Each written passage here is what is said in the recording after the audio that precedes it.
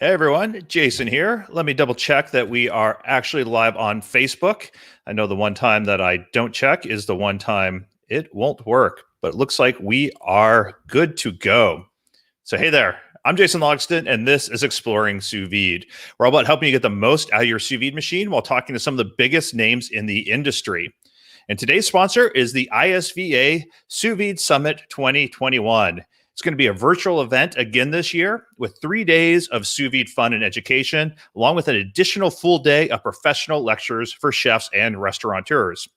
We're still narrowing down the exact agenda, but we have several prior speakers coming back, including Chef Michael Kelly, formerly of Beverage and now with Mara Farina, Chef David Petranczyk doing a cocktail demo, shocking for everyone. Chef Eric Villegas is going to be doing a hands-on cooking class. Carmen and Kevin Koo from Kind of Cooking are going to be doing either a presentation or a hands-on class. Chef Gerard Berthelon and AJ Schaller from Crea and Cuisine Solutions are going to be working on the professional track and hopefully doing a little bit for the general track as well. And of course, Rich Rosendale will be helping the pros learn a little bit more about how to use streamline sous vide into their restaurant operations. There's going to be hands-on cooking segments, another cocktail hour, and some more big names that we can't quite talk about yet, but we are finishing nailing down. You can sign up for all that at the isva.org. And remember, all these episodes are available as a podcast on your favorite podcast players, or you can join us live every Thursday when we record them. You can ask the guest questions, talk to the other cooks in the comments, and even see our smiling faces. So join us Thursdays at afmeasy.com/show. or search for Exploring Sous Vide on your favorite podcast platform. And now, we couldn't have had the sponsor of this segment not be the conference because we just announced tickets are on sale. So we have to talk about it because we're very excited. But that said, the sponsor of this episode really should have been Rockey's Milk Punch, a natural botanical liqueur made in Brooklyn that brings complexity and lively energy to any drink. Rockey's. Find it at a discerning liquor store near you. Now, onto the show. Sous vide is not just for the kitchen. It can also be utilized in many ways in the bar area. And today's guest is the perfect person to help us out. He is a graduate of the Culinary Institute of America, and he's worked in service management or partnership at some of New York City's most highly regarded restaurants, including 11 Madison Park, Atera, Aska, and Bethany, and regularly speaks around the world on hospitality, management, and bartending. He has spearheaded numerous critically acclaimed beverage programs and is renowned for his international reintroduction of milk punches. In 2018, he launched Rockey's, which introduced the world to the first widely available iteration in over 150 years.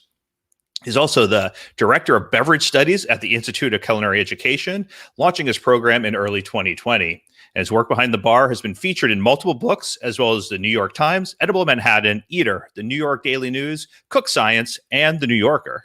And now, of course, the highlight of his career, appearing on the Exploring Sous Vide show. I can't wait to learn from today's guest, Rockey of Rockey's Liqueur and the Director of Beverage Studies at the Institute of Culinary Education. Rockey, welcome to Exploring Sous Vide. It's an honor to be here, Jason.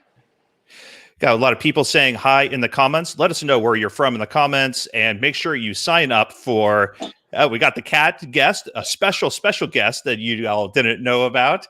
Make sure you say hi in the comments. Let us know what you've been cooking lately. We got Barb from Philly. We got Mark Webb from Brisbane, Australia. Darren Wilson from Firewater Podcast, Richard Jensen from Dallas, Fort Worth, Rosemary Simpson, Paul McCreary, a lot of people joining us. Gennaro Reyes from Mexico, our nice international audience we always love to see. And the comments are going wild for the cat. Everyone is very excited. We could just end the episode now and people would just be thrilled. So I can't wait to dive into your demo because I'm looking forward to this. But before we get started, I always like to ask, what is it like around your dinner table on a typical day? Oh, that's a great question. I've been cooking a ton for the last year. Lot of home cooking as the world has sort of taken us from the outdoors and moved us in and into our own homes. I cook all the time. I tend to skew toward things that are braised and sort of like labors of love for a long time. So it's usually my cat, my girlfriend, and I sitting around a table and eating something super yummy that's been braised for a long time, and probably has its roots in something like Creole cooking. I grew up in Mississippi, Cajun cooking. Make a lot of greens. In my freezer right now, I have a big pot of gumbo. After Thanksgiving, I know we have an international audience, but after Thanksgiving, I usually take the turkey and I make a gumbo with it the next day. That's my tradition. Then I'll always save a quart or a liter in the freezer and add it to the New Year's gumbo, right? So it's sort of like a Solera system, if you will, of gumbo over the years. I don't know, man. I'll eat anything. And if I can just say really quickly, it is a pleasure to be here. And thank you, David, for the introduction from PolyScience. But I'll tell you, that roster of folks that you have coming in for that special show, that's a lot of old homies. I'm really, really excited. I did it when I was in culinary school myself. Whenever I had a Christmas break for like 15 days or something, I drove down to White Sulphur Springs in West Virginia, and I staged at the Greenbrier for the entire time. And I met Chef Rosendale when I was there. Nice. And I was probably 18 or maybe 19, maybe probably 18, and definitely not drinking age. And he was terrifying and so nice, but terrifying, and just like I was in awe of how viciously talented he is. And AJ, and there's so many names on that list that I miss hearing, and I miss seeing these people. So I will definitely tune into that, and I can't wait to see what rabbits they pull out of the hats. Well, we do have I will touch base with you after this call, but we are doing some cocktail demos going into it. So we're always looking for new presenters that haven't been a part of the ISVA before. We love expanding our family. Yeah, if I don't screw this up. No pressure. It's not like this is a job interview and the most important demo you've ever done, Yeah. No, I do pretty well under pressure, but no, honestly, it's a true pleasure to be here. Thank you. So I'm excited to see the demo you have prepared for us. I'm going to drop my ugly mug off the screen and give you full screen privileges here. So step us through a little bit of what you got. Yeah, this is kind of a casual demo, if you will. I don't even know if it's necessarily a demo, but let's go with it. So I use Immersion Circulators behind the bar always, and I have since I was at 11 Madison Park. Seeing what they did in the kitchen, and I'm referring to the chefs and the cooks in the kitchen at 11 Madison Park, and coming from a culinary background myself, my folks were chefs. I grew up cooking. I grew up sort of in the restaurant scene, crawling around kitchens. And what kitchen had the best floor to crawl around on? Well, the one in particular, whichever one had the chocolate chips on the lowest shelf. Of course.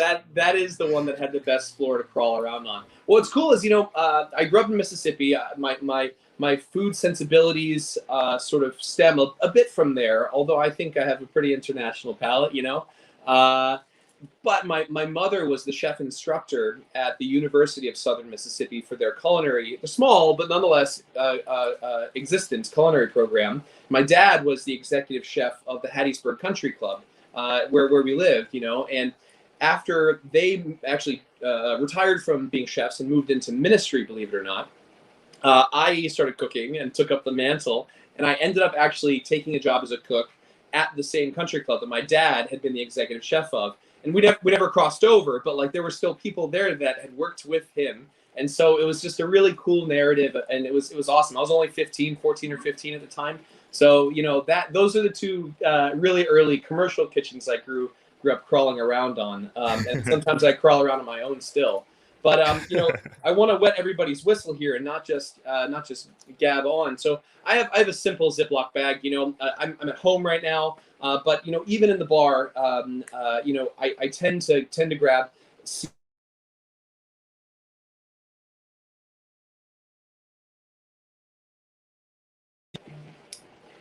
Did I lose you there? Okay, now I hear you again. I was like, my internet's been funky after we got dumped on the the 15 inches or whatever. So I thought, oh, is that me or? I'm back. Forgive me for that. So I typically use disposable Ziplocs in the bar. and I'm preaching to the choir here, but I always try to express to people that we're using an immersion circulator at 80 degrees Celsius, and I'll explain why momentarily. And disposable plastic bag here. I'm not using a vacuum chamber, and I do feel like it's important to make the distinction between like true by the book sous vide and using an immersion circulator for stable flame-free infusions or cooking, whatever the task may demand. But so I kind of just put this together simply because it'll be fun and delicious. I have a bottle of Everclear here. I don't know if this has made it all the way down to Australia and Mexico and all those places that people are calling in from, but this is grain alcohol. It's 95% ethanol. It's not a particularly smooth drink, nor is it a very refined distillate in general, but it's a high quality grain alcohol, 190 proof, 95% ethanol spirit, which I think it's ideal for all kinds of infusions, whether they're low temperature infusions and you just want to let things happen over time, or whether it's a relatively high temperature, which we're about to take advantage of right now. I have a scale here set to grams, just making sure that is the case. So set to grams. I think I'll do, just for fun, I guess I'll do 50 grams of Everclear of my grain alcohol here, which will be enough for 2 drinks. If we were making 2 drinks, I'll make one for you, Jason. Oh, thank you. Yeah, totally. And I will hop on the subway. I'll be right up. There you go, man. Absolutely, it's nice to be chatting on Zoom with another New Yorker and a bunch of people from around the world. That's actually kind of cool. Right. I have a little bowl here of whole telecherry peppercorns. I love really good black pepper. I think I'll add. Let's see. Let's go with 3 grams of telecherry peppercorns. And obviously, if we were doing this for a large batch, we could scale this up very simply. There we go, 3 grams right into the Everclear or into the grain alcohol. I'm going to assume that most people on this call are well versed in immersion circulators and how to prepare sous vide. But on the off chance there's some folks that are relatively new to it, I always immerse the bag, especially if I'm doing liquid, which in bars it's a pretty common thing. I always immerse the bag open. I have not sealed this yet, right? And it's because I want to allow the water to push the air out, right? It works really, really naturally that way. And the water does a great job of forcing out the excess air. And obviously air is an insulator, right? So we want to get as much air out of this as possible so that it can really go to work. Now that I've pressed all that air out using the water in the circulator, I'm now going to seal it and let it float around, right? That's the idea. So I said earlier, and I'm watching the clock over here, I will probably do this for about 2 minutes, depending on how wrapped up we get in our stories. But, this is at 80 degrees Celsius for a reason. And maybe some people at home are raising their hands as to why that might be. 80 degrees Celsius is the temperature that ethanol boils, right? Or and for me, actually 78, but like around that temperature. So for me, I want to get this hot, and then I want to make it cold. But I want to sort of get it as hot as possible on the border of boiling, right? And that's the idea. A temperature higher than that, and I could risk the ethanol actually boiling and the bag exploding, and then my black peppers everywhere, and I made a mess, and my cat's mad at me. But lower than that too, which is fine depending on what you're trying to achieve. We might not be taking advantage of the maximum level of extraction that we can achieve through time and temperature, right? So my goal here is to get this as hot as possible. And then cool it down as quickly as possible, so I have a pure extraction as in as short amount of time as possible. Does that make sense, Jason? Definitely. Do you pick different temperatures ever based on the ingredients or the type of flavors you're trying to get out of them? For sure. Again, I depending on the amount of time that this is intended to hang out, I will certainly adjust the temperature. Usually in a bar setting, and that's just my lot in life. Usually in a bar setting, I'm working with booze, at least as a component of the recipe. And so I try to think about that and be cautious. I don't want to hurt myself or anybody or hurt my equipment, make a mess. If I'm doing, especially I'm doing a rapid infusion like we are now, only a couple of minutes with a very high proof spirit, I'll keep that temperature up in the high 70s, never cresting 80. So again, I can bring it up and bring it down. But if this was going to sit overnight, as a good example, if I was working with something that was really, really either subtle or really fibrous and I wanted it to work for a while longer, I'd bring that temperature down and let it rock out at a lower temperature. It's almost, I think, irrelevant for me to talk about the different temperatures that I cook, short ribs or whatever, in the sous vide, because I know you have other guests that are better qualified and more sort of like in touch with that on a regular basis. My work with sous vide is generally, or immersion circulators is generally booze, and so I'm thinking about time and temperature and that threshold of the boiling point of ethanol. That's really where I'm at. Awesome. Mark Webb wanted to know, was there any reason you didn't grind the whole black peppercorns to increase the surface area, maximizing the aromatic extraction? Hell yeah, Mark Webb. There is a great reason, and it's a great question. I like you earlier, you were like, how nerdy can I get? And Mark's previous comment was about you doing the heat chill. He said, oh yeah, the thermal shock cyclic infusion. I was like, there you go. Yes. Yeah, of course. Mark, as one does, Mark Webb. Wow, Mark travels and speaks about aromatic science and extraction and stuff. So he knows a lot about the subject. Yeah. So there is a reason because I don't want the white pepper. A peppercorn, for those again who use pepper, I'm sure often, but maybe haven't had need or reason to think about the different literal layers of the berry. Black pepper is made black because of the fruit on the outside of the peppercorn, right? And on the inside of the peppercorn is the kernel, right? The little seed that is white pepper, right? I don't want the white pepper from what I'm about to do with this drink, with this infusion, right? I only want the black pepper. I want the flavor without the heat, right? And also too, from a clarity perspective, I don't want little chunks floating around in what I'm making right now. I want a clean, clear, black pepper flavor forward infusion that avoids the majority of the white pepper heat that's on the inside of the kernel, and also avoids any opacity, anything that's going to cloud the infusion, because we have little bits of powder and shards of peppercorn that have been broken up. So for me, everything that I want in this infusion is on the outside. I've already effectively, arguably, maximized to the greatest extent possible the extraction for this by just leaving the peppercorn whole, because I just want the outside. Perfect. I love that. Now, if I may, Jason, I've now taken this 80-degree hot infusion, rapid infusion, and tossed it into an ice bath. You can't see it. I only have so much room up here, but trust me, there is a very simple ice bath that is down here, and I've covered the infusion with the ice cubes and liquid so that it cools down pretty much as quickly as they heat it up, right? And that's the beauty. We have kind of two circulators here. We have one that's very cold and we have one that's very hot. And again, the goal is we take those black peppercorns, we heat them up really fast in the ethanol, we bring them down, and now we're able to work with it. And you can't see it, I'm sure, but there is a tiny, tiny color change in this infusion that comes from, again, the black pepper. I'm looking at it now, and it's only slightly darker. You won't be able to tell once it's on ice, but that's telling me that the infusion did its job, and we've gotten what we want. It's also worth speaking to solubility. At the Institute of Culinary Education, where I'm the beverage director, and the program launched last year in 2020, as Jason mentioned.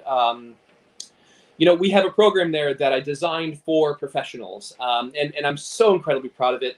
Right now, the program isn't operating due to the pandemic, but when it's back up and running, man, it's worth a look for anybody who's interested in beverage programs at a professional level, either to inform a greater perspective on the industry, or if you're planning on getting into it at some point. And I should just mention that the program is comprised of 3 independent classes: one that is wine and wine service, one that is spirits and mixology, and one that is beverage program management. And I want to make sure I underscore the really important distinction between this program and others. The wine program is not intended for sommeliers. It is intended for everyone else, right? Because Nice. what ends up happening is we have phenomenal wine training programs, the Court of Master Sommeliers, Wine and Spirits Education Trust, and the list goes on. There are many of them, right, that are designed for wine professionals, but nobody cares about educating everybody else, and I've always had a problem with that, right? So this program, the wine class in particular, is designed for chefs. It's designed for bartenders. It's designed for baristas. It's designed for managers who just don't know much about wine, right? And they know that's going to hinder them in their progression in the industry. Likewise, the spirits and mixology class is not designed for bartenders. It's designed for everyone else. It's designed for sommeliers. It's designed for cooks, right? So that all the people that interact with those services on a daily basis that probably should know something more about it, you educate them and let the others do the very focused training on it. That's exactly right. Now, that said, the beverage program management class is designed for people who intend either in the near future or perhaps they're relatively new in a beverage management position.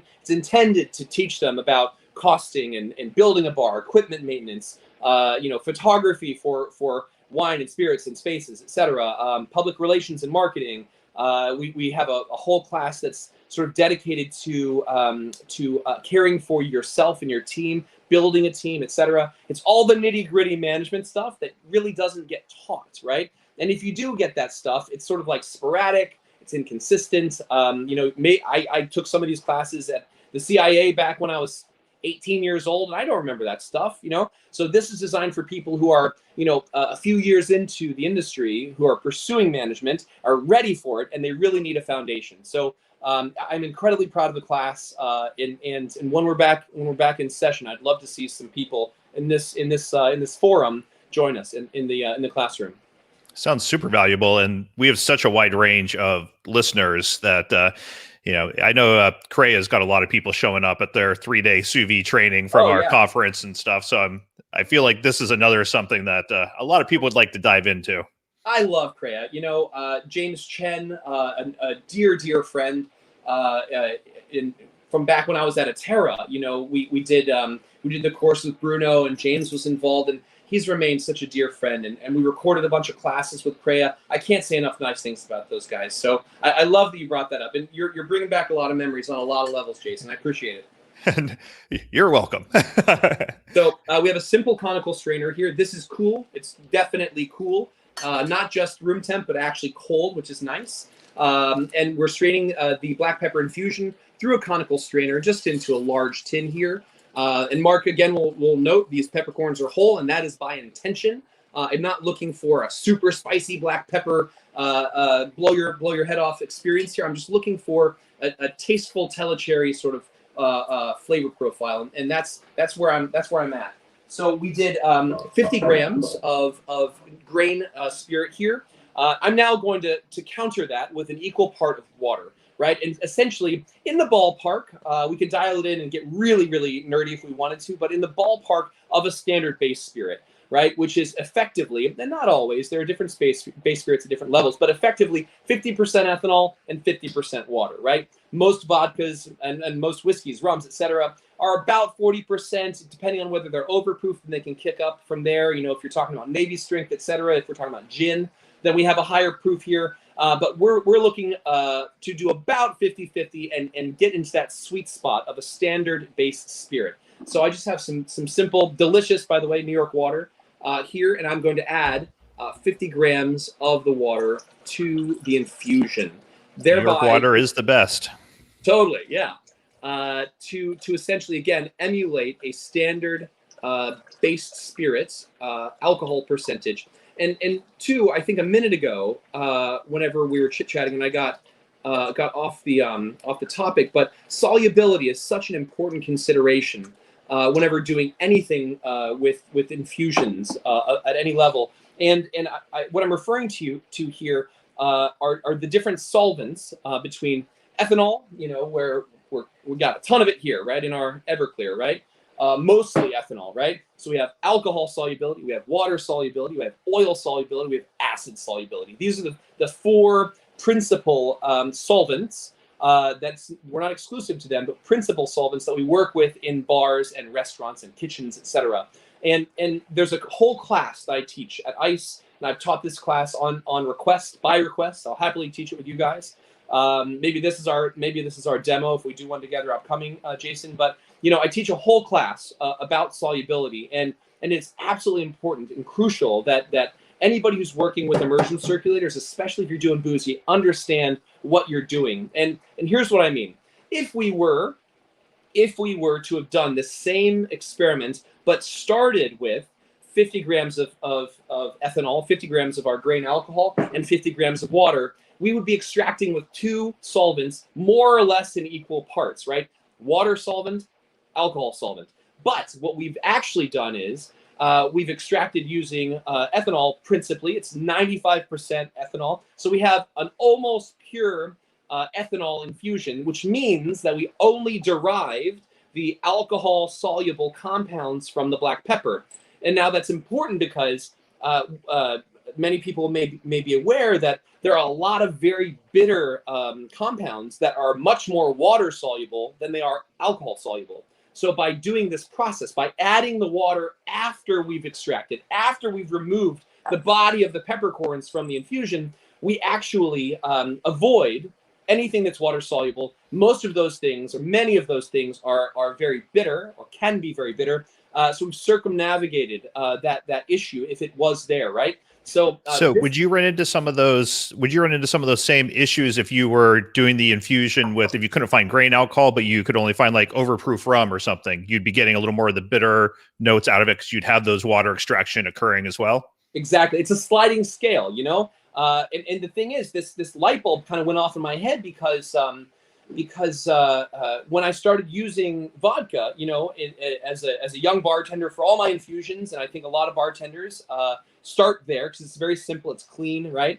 I was like, man, so many of my infusions are cloudy and bitter, and they change over time, they degrade over time, over the course of hours or days or weeks or whatever. And I was like, I wonder why this is. I really thought that doing infusions with vodka would be a really clean, high proof experience, right? But I thinking about it more and more and more, and tea is a really, really great indicator of this. Whenever you're doing infusions using tea, and I thought to myself, man, I got to find a way to avoid this. And so it was like this light bulb moment. I was like, man, if I remove the water, then maybe I'll avoid the extraction to begin with, right? And so I started doing all my extractions using very high proof spirit, ethanol, right? And lo and behold, it worked, right? You infuse your stuff in your ethanol, you strain it, you remove the body of the source, you remove the source of what you're trying to avoid, in this case, bitterness as an example, and then you add water to reverse engineer the base spirit proof that you're looking for, right? If that's truly your goal. So it was a really fun experience, and massively impactful in terms of what I understood this tool and the technology to be, and expanded the possibilities limitlessly once I had that understanding of solubility. It's amazing what a little bit of science knowledge can help you, what problems it can help you solve. So I've got a very fancy glass here. I only got one of them. I probably broke all the rest of them. And now again, I have essentially a base spirit level infusion. Black pepper, this more or less is emulating a black pepper vodka. At my last restaurant, Bettany, the kind of restaurant love of my life, we did a gin tonic, quote unquote gin tonic, where we did essentially the same kind of infusion that I just showed you. To order, people would order this drink, and we would actually have these beautiful little baggies, right? And we throw in juniper and citrus peels and black pepper and cardamom and fennel. We'd essentially make rapid infused gin to order, right? It was really, really cool. People loved it. We clarified lime juice, so it was just this perfectly clear, like really on point gin tonic made before your eyes. Super, super fun. I'm now, That's an amazing presentation idea. Like that. Yeah. That's a genius idea. Thanks, man. It was a lot of fun. I'm not doing that today. I figure we'll keep it casual, but it's so simple. If you have the equipment, and every bar should have an immersion circulator, in my opinion. I'm now going to throw some of my own juice in here, though, if that's okay with you. Can I tell people what Rockey's in? Would that be offensive? That would not be offensive. I mean, that is one of my questions to further the conversation. So tell us about one. I want to hear about Rockey's. I also want to hear about milk punch in general. I think that's sure. A lot of people don't know about that. I didn't, and I drink a lot, so I'd like to think I'm semi-informed. So correct, and it's a weird thing because milk punch. It's been my religion for years now. Honestly, I came across a recipe for milk punch back in the day, like I think a lot of bartenders did in the original Jerry Thomas book from the 1800s. Jerry Thomas being like sort of the original bartender from the United States, operated bars in San Francisco and New York, and I didn't really think much of it. I was like milk punch, whatever, okay, moving on. And then my buddy Cameron Bogue, he was bartending. He was the head bartender for Danielle Boulud's Bar Pléiade, a gorgeous bar, and the drinks that Cameron made in general were just outrageous, looked so good. And he said to me, he's like, "Hey man, you want to try something cool?" I was sitting at his bar. He actually gave me a glass kind of similar to this. It was a highball glass, and he grabbed a bottle and just went whoop, whoop, whoop, whoop, and poured this clear liquid over ice, and was like, "There you go, try it," And it was just magical. It was thick and rich and silky and clear and bright and fresh and sweet and tart and like all these things. It was all these things. I definitely, when I took my first sip, my wife and I were like, there's a lot going on here. Like, what is, like, trying to break it down? I was like, I have a horrible palate to start with, but I was just like, there is so much going on here. This is fascinating. It's a very complex drink. Yeah, totally. So, I was like, that's the milk punch that I was reading about, just being a cocktail nerd, probably years prior. And Cameron had replicated the Jerry Thomas recipe, if I remember correctly, more or less religiously. And that was good enough for him. But for me, as a former cook, I saw just this limitless array of possibilities because it's a technique. It's not a recipe. It's a technique, right? And a lot of people now refer to derivations of the technique as milk washing, which I don't love. I don't love that phrase. But fine, people want to say that. But essentially what you do is when you make milk punch, and it's been made this way for 400 years. It was originally made probably by this lady named Afra Ben. She was an actor and an activist, one of the earliest modern feminist activists in history ever. She was a writer, wrote incredible plays. A lot of people in the thespian community will know her for that reason. And she also was known to drink a lot, right? And she was definitely an actor who would drink a lot. I'm shocked. Yeah, who knew?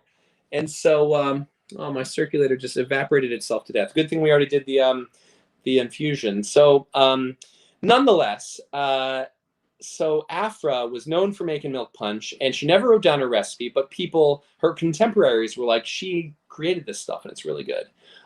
So essentially what you do is you take some sort of booze. It can be anything you want. Old school usually use brandy or rum or whatever, but like you take some sort of booze and you add acid of some sort, right? Like lemon or lime, right? I got both of them here. So booze, acid, sweetener, in the way of sugar or whatever. Some sort of sweet fruit generally is in the mix, like apples or pineapple or whatever. And then you take that mix and you actually add a bit of milk, just whole milk. And it works best with very high quality organic whole milk, right? If you can get unpasteurized milk in Connecticut, you can get it here in the States. It's miraculous. It's so darn good. And what happens is all these things sort of hang out together, and the proteins, the casein proteins in the milk will actually curdle. They'll break. It's the same process as making ricotta or cheese, right? And when they coagulate, you are able to separate literally the curds from the whey, and you have all the other stuff floating around in there, right? Brandy and tequila and whatever. And apple juice and pineapple, etc. Cinnamon, if you want to add cinnamon, whatever you want to add, anything you want. It's a soup essentially.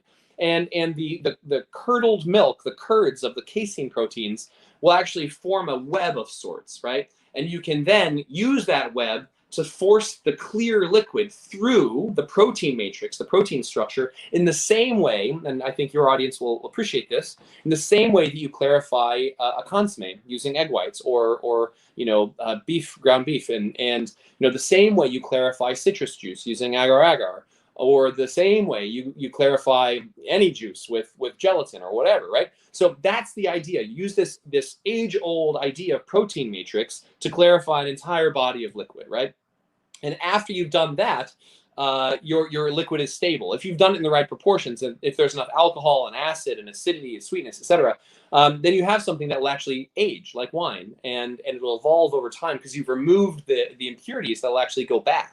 And people made milk punch this way literally for centuries. Ben Franklin had a recipe for it, which he shared with James Bowden, forever ago. It's just way cool stuff. I came across it, got excited, and I saw milk punch as not only a cool technique and a very fun story, but also a way that, no pun intended, but a way that I might be able to produce a liqueur that would be stable and delicious over time. And that's exactly what Rockey's is. Rockey's is a liqueur. Rockey's is a liqueur that you can mix with anything. And Rockey's itself is made from green apple, pineapple, green tea, black tea, and citrus, lemon, lime, and orange. I stabilize it with a tiny bit, not very much, only 12% like wine, of neutral American grain spirit. And essentially the idea is, and my process was that I wanted to produce a spirit, a liqueur, that would be delicious with black pepper gin or black pepper vodka, whatever we're calling this, as it is with vodka, as it is with tequila, mezcal, whiskey, rum, champagne, still wine. Beer is actually really good with it, believe it or not. That's the idea. And it provides a little bit of sweetness and a little bit of acidity to sort of season and balance a cocktail. So here we have 2 ounces of our infusion, right? We have 1 ounce of Rockey's liqueur to give that a little bit of pop. And I'm planning on, if you don't mind, adding some delicious tonic water. I love Fever Tree tonic water. There's some really good tonics out there. I always add, and this is just my own little methodology, I always add my carbonated ingredients, and even sometimes non-carbonated ingredients for that matter, to my base before I've added ice. And I very quickly follow it with the ice. But the reason I do it in this order is because I want to preserve the bubble, right? And I want to ensure that the drink is homogeneous from the first sip to the last. And if you do what most people do, I'm not knocking on anybody's bartending technique, but it kind of rubs me the wrong way, But if you do what most people do is, they fill the glass full of ice, they add the booze, they add the juice, whatever, and then they top it, often from a gun, with soda or tonic. Then everything on top is tonic, and everything on the bottom is sweet and very boozy. And the only way that you can get them to taste good is to stir it up a bunch, thereby just killing your bubble. And that sucks. That's a drag. So my goal here is to produce a cocktail that is bubbly and fizzy, as this one certainly is. I don't think you can see it, but it's happening. Bubbly and fizzy at the top, and also balanced and nice and cold now that we've finished it with the ice, right? So that's the idea. Cheers. We'll see how this black pepper infusion turns out with a bit of Rockey's and tonic, huh? I love that. It is. I'm very jealous of my Rockey's on ice now. No. There's no reason to be jealous ever if you have Rockey's on ice. So we got some good questions coming in on the comments that I want to hit up. Richard Jensen wanted to know, is there a good resource for determining the water versus ethanol solubility for different herbs, spices, fruits for informing our approach to infusions? Oh man, I don't know that I can think of one off the top of my head. The way that I've gone about thinking about that is honestly mostly by trial and error to a degree, but then separating things once you've done a bit of experimentation, separating things into sort of families or categories of compound. And what I mean by that is, tannin, right? Tannin you can find in a variety of different places. Barrels have tannin, right? That's where a lot of wine gets that astringency. That's very pleasant. That gives it structure. It's important.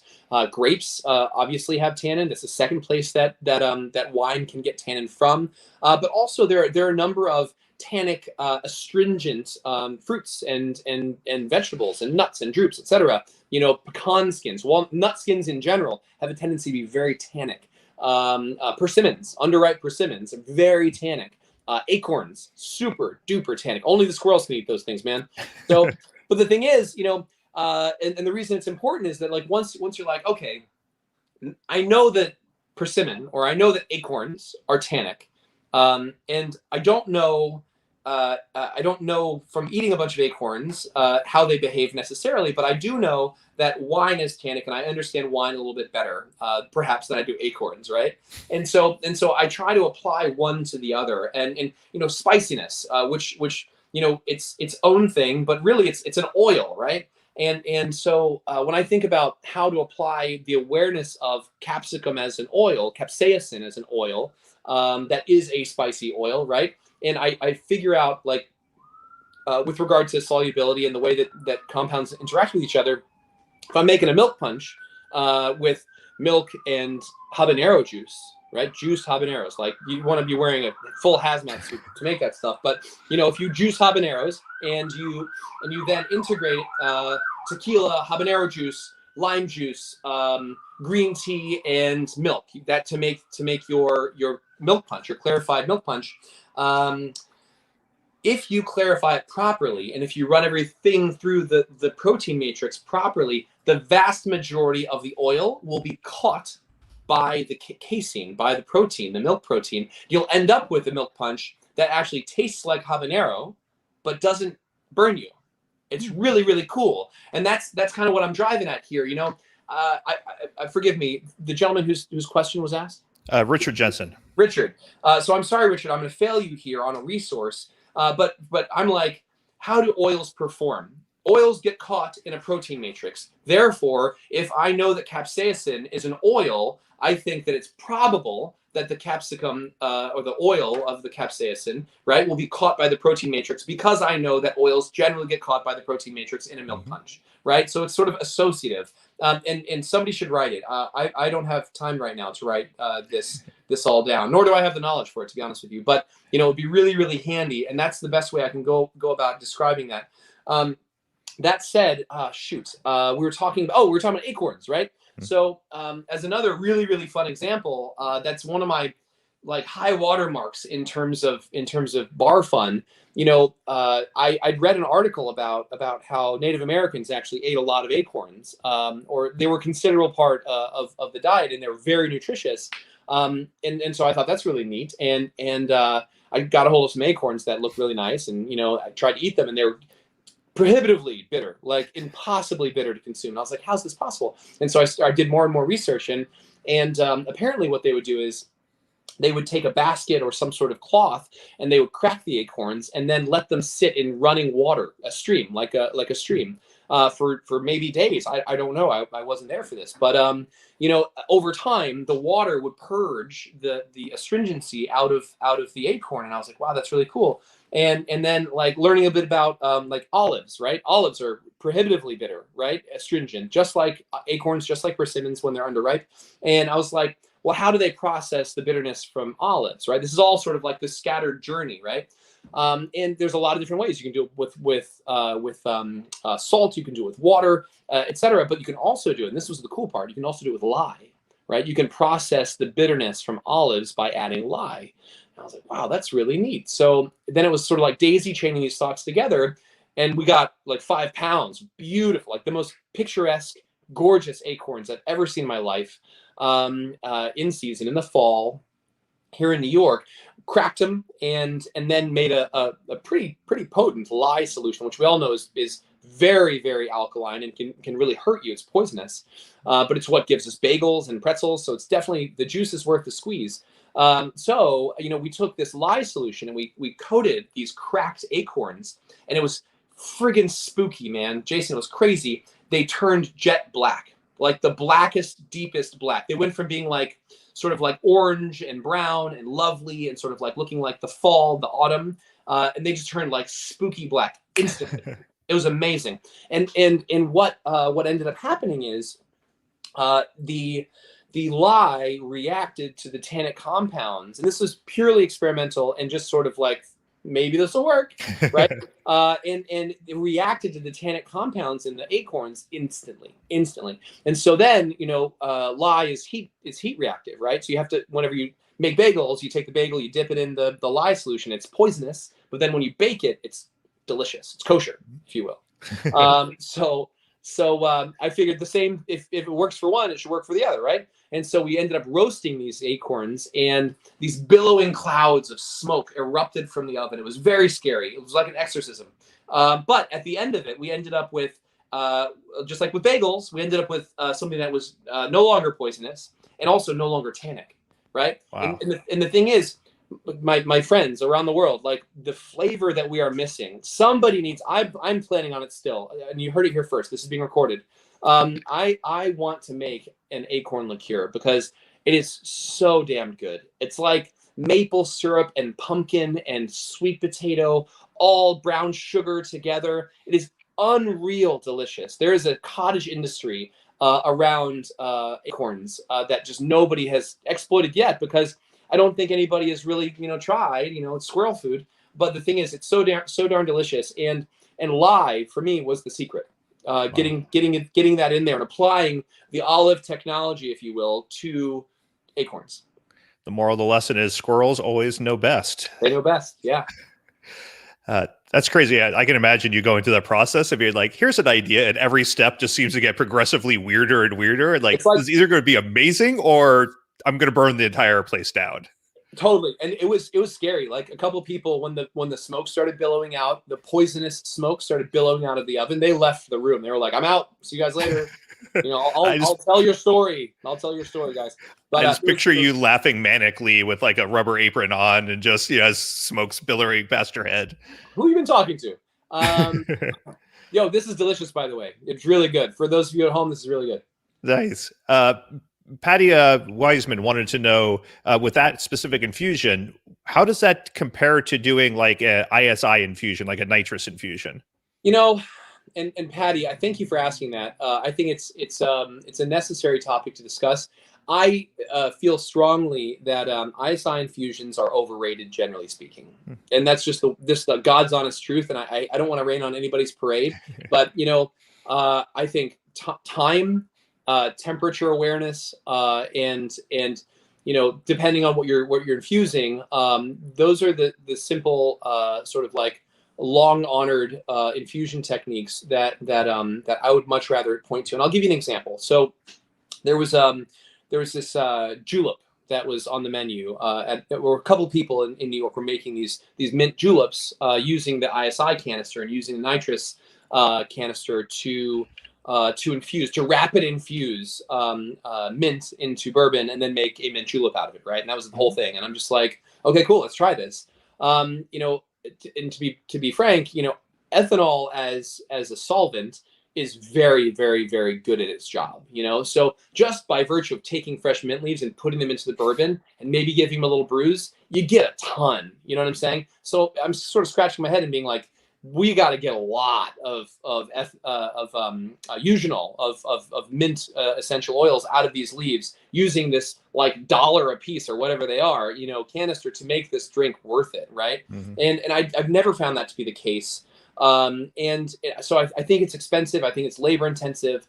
And I generally do not believe that it is as successful as just letting the mint sit there. As an example, it's mint as an example. I recognize that pressure can help sometimes, and I do think, however, that using a vacuum chamber to infuse liquids either into a fruit or vegetable, as it often happens, or to take things out of a fruit or vegetable and put them into a liquid.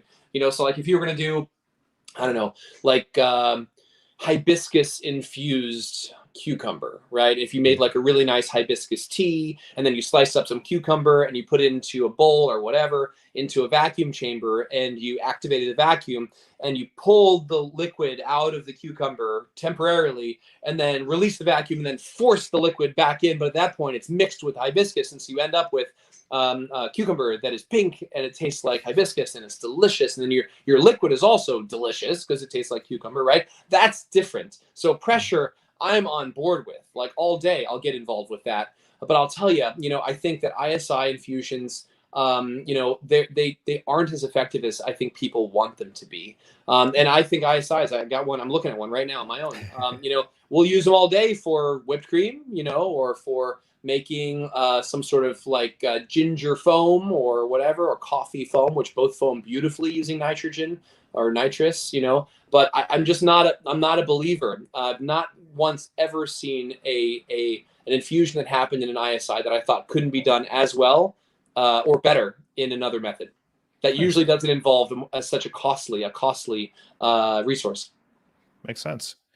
Mark Webb wanted to know, have you ever served up the casein solids as a cheese replacement on a charcuterie platter? Great question. Yeah, that's hilarious. And all people, every time I talk about milk punch, this is always a question. And then, it's either a sustainability question, like what do you do with the curds? Because that's important, right? What do we do with curds? Or it's just like, is it delicious? And sometimes it is. If you're doing a milk punch with booze, which I usually do, you don't have to, but I usually do. The curds, in a way that is, in my opinion, not pleasurable, can be kind of boozy and weird. Like, sometimes things you just don't want them to taste boozy. You know what I'm saying? This is purely my opinion. My buddy Gareth, one of my dearest friends in the world, we both geek out on milk punch together. He figured out, I think, just by adding sugar and probably cream and whipped cream or whatever, he figured out how to make the curds. We call the nest. We call the raft that floats or sinks to the bottom of a container to catch the impurities. We call it the nest, because unlike a consommé, which floats up, in a raft, the casing curds, are actually heavier than the liquid, so they sink to the bottom. So they form a nest, right? To clarify, in my opinion, man, like there are a lot of great things to eat. There are a lot of good reasons to eat things for sustainability reasons. I've not personally found a cheese curd from milk punch option that's just truly yummy and craveable, to be honest with you. Nice. We're running out of time. I know you have a hard cutoff, so I want to ask, Richard Jensen brought this up. Is Rockey's distributed nationally? Where can they find this? Because I'm enjoying mine, and I recommend, if you're interested in exploring anything interesting to add to cocktails and stuff, this is a great addition. And I've had it in old fashioned so far, in like a spritz, and just over ice, and I'm thoroughly enjoying it. It's damn good, man. It's an all-natural product. I'm making myself here in New York. I'm making it in Brooklyn at a distillery. Actually, I'll give them a shout out. Called New York Distilling Company. They make phenomenal gin, really great rye whiskey. They're great guys. Where is it in Brooklyn? It's in Williamsburg on Richardson Street, right next to an old firehouse. They're awesome. Their team is so awesome. So, and Alan Katz, the owner, was like a shaman for me in guiding me in terms of launching this product, in terms of launching Rockey's. Because turns out launching a spirits brand is very different from launching a restaurant, Who knew? But okay, so Rockey's is available in New York, New Jersey, Florida, California, Massachusetts, Wisconsin, Illinois, Colorado, California, and the entire country of Mexico. And for those of you who are interested, I'm truly grateful. It would be an honor to get it to you. It's not expensive, relatively speaking. Yep. Wholesales for like $17, and even less. Often even less. And usually hits shelves for about $22, $23. We're not talking about a ton of money. And if you're not in one of those states, don't worry. On my website, it's rockeysliqueur.com. Just make sure to add the E to the name, ROCKEYS. So rockeysliqueur.com. You'll find ways to ship it to virtually any state in the country. So thank you for that question. I really appreciate it. Rockey, I appreciate you coming on so much. That was a great demo, and I love going into just the nerdy details of that while still like keeping it, it's a nice mix of like, here's the simple process. Put peppercorns in high spirit, throw it in the sous vide bath for a few minutes, pull it out and strain it, or ice it and strain it, you're good to go. And now here's the reasons. Here's the 30-minute discussion on the reasons why that is doing specific things and why it's so cool. I think that's an amazing way to look at a lot of culinary processes. That it was great. I appreciate you coming on. You had so much expertise. Yeah, go ahead. I feel morally compelled. I think to speak to Mark earlier in the group as a whole. I really just wanted to make the drink so I could go back to chatting with you guys. I think, and I'm tasting right now, I think that if it had been left in for a little bit more than 3 minutes, if it had been left in for like 10, 15, it would probably be a better drink. But, I was greedy. I was greedy for sure. But I want to be honest about that. For anybody who's replicating this, I think that it would have been better if it stayed in for a little while longer. And also, look, if you want to go over by a couple minutes, if there are questions that are burning, I'm happy to do it. I do need to make a phone call, but this is a lot of fun.